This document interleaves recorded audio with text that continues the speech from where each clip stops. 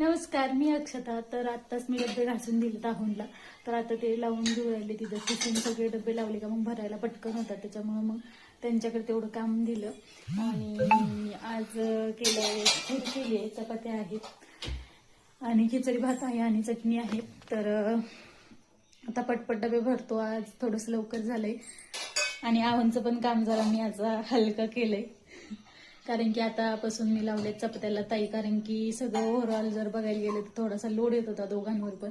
त्यांना पण कामाला जाऊन परत घरी आल्याच्या नंतर मला स्वयंपाकात म्हणजे ऋत्विकला सांभाळणं किंवा अशा गोष्टी करत होते, त्यामुळं वेळ जात होता. म्हणून मग चपात्याला मावशीला ताई लावल्यात, त्यामुळं मग आता थोडंसं ते माझं काम कमी झालंय. त्यामुळं घरातले आवडते ना, आज जरा थोडंसं मेकअप करून व्हिडिओ काढून राहिले.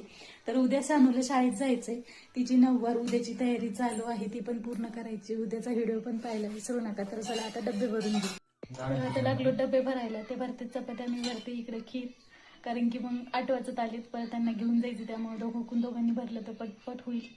चला भरून घेऊ.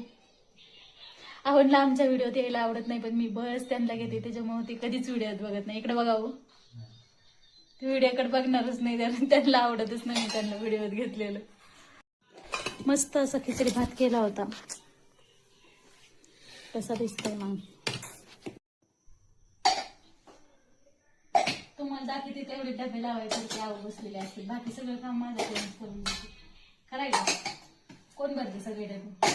व्हिडिओ लोकांना वाटत असं फक्त तुम्हीच भरतात, मीच ती व्हिडिओ काढायची नाही तरी पण माझ्या घरात तिथं मीच सगळं करीते.